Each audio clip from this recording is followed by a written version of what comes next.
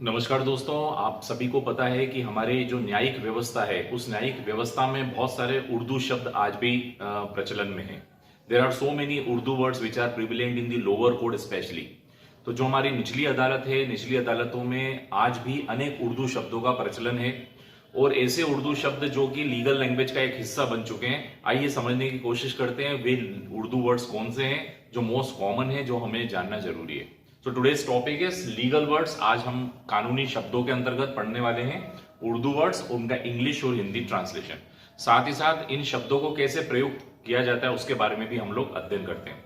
तो we are taking today the first part of this Urdu lecture. Urdu lecture का आज पहला पार्ट है और इस पहले पार्ट में जो कॉमनली यूज्ड उर्दू वर्ड्स है उसको आज हम लोग स्टार्ट करते हैं। तो पहला शब्द जो बहुत कॉमनली प्रिविलेंट है दैट इज कॉल्ड इकरारनामा। हम लोगों ने कई बार ये शब्द सुना है, इकरारनामा। दो लोगों के बीच में इकरार हुआ जिसको हम अग्रीमेंट बोलते हैं, in English it is called agreement. इसी इकरारनामा को एग्रीमेंट कहा जाता है और हिंदी में से अनुबंध अथवा संविदा कहा जाता है। तो अनुबंध हम लोगों ने सुना है, दो लोगों के बीच में अनुबंध हुआ, दो लोगों के बीच में अग्रीमेंट हुआ, दैट इज कॉल्ड इकरारनामा। अनदर पॉइंट इज जरई। ये ज को ज डील करना है, ज की तरह से प्रोनाउंसिएशन, ज पे इधर बिंदी लगी है तो इसको जरई बोलते हैं। जरई इज काइंड ऑफ एग्रीकल्चर, इसको हम एग्रीकल्चर बोलते हैं। जरई का मतलब होता है कृषि।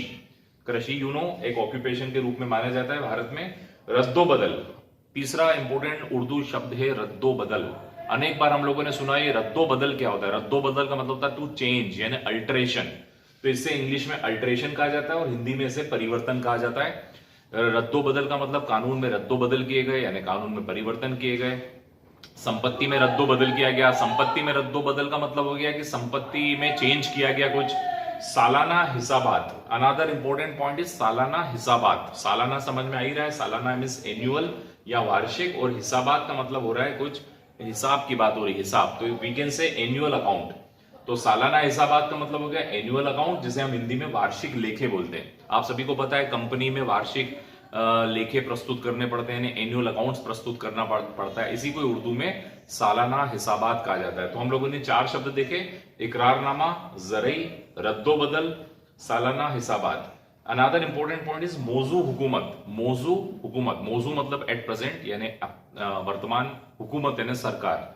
तो मौजू हुकूमत का मतलब हो गया अप्रोप्रिएट गवर्नमेंट। अनेक कानूनों में शब्द लिखा होता है कि समुचित सरकार द्वारा कानून बनाया जाएगा, तो यानी मौजू हुकूमत। तो इसको हम क्या कहेंगे, समुचित सरकार का मतलब हो गया मौजू हुकूमत। अनदर इंपॉर्टेंट पॉइंट इज तफवीज। ये शब्द आप लोगों ने तलाक में भी सुना होगा, तलाक है तफवीज। तफवीज का मतलब होता है सुपुर्द करना। सुपुर्द को हम ये कह सकते हैं असाइनमेंट, यानी कोई चीज सुपुर्द की, यानी किसी व्यक्ति को कोई अधिकार दे देना, दैट इज कॉल्ड तफवीज, यानी कोई अधिकार दे देना। तलाक है तफवीज यानी पति द्वारा पत्नी को तलाक देने का अधिकार सौंपा गया। तो तफवीज का मतलब होता है सौंपना, to assign. Another important point is अंजुमन। हम लोगों ने गजल सुनी है, इस अंजुमन में आना है आपको बार बार। तो अंजुमन का मीनिंग क्या होता है, अंजुमन मीन्स एसोसिएशन। अंजुमन मीन्स एसोसिएशन यानी एक सभा, जिसे हम सभा भी कह सकते हैं, असेंबली भी कह सकते हैं, जिसे संगम भी कहा जा सकता है। तो अंजुमन का मतलब होता है सभा और एसोसिएशन। फिर एक और शब्द है समई और बसरी। ये दोनों शब्द को ज्वाइंटली पढ़ना चाहिए, समई और बसरी। समई यानी ऑडियो और वीडियो। दृश्य और श्रव्य हम लोगों ने सुना ही है, श्रव्य मतलब सुनने योग्य, दृश्य मतलब देखने योग्य। तो ये जो समई है, समई का मतलब श्रव्य है, सुनने वाला, और बसरी मतलब, बसरी का मतलब दृश्य यानी देखने वाला। तो समई और बसरी मतलब ऑडियो एंड विजुअल। तो हम जिसे हम श्रव्य और दृश्य कहेंगे। जमाअत, आप लोगों ने कई बार जमात शब्द सुना होगा, जमात या जमात। इसमें कई बार अ गायब हो जाता है, जमात भी हो जाता है। तो जमात का मतलब होता है बॉडी या निकाय। It is a kind of body. एक बॉडी को भी जमात बोलते हैं, जमाते ईसाई। तो इस टाइप से हम ये कह सकते हैं। सदाकतनामा, एक शब्द आता है सदाकतनामा। कई बार आप लोगों ने शब्द सुना हो उर्दू का। सदाकतनामा का मतलब होता है सर्टिफिकेट यानी प्रमाण पत्र। After completion of the course I got the certificate, यानी कोर्स पूरा करने के बाद व्यक्ति को सदाकतनामा प्रदान किया गया। सदाकतनामा मतलब इस काइंड ऑफ सर्टिफिकेट। आला, आला जज। आला, आला का मतलब होता है सबसे सर्वोच्च, आला अधिकारी यानी सर्वोच्च अधिकारी।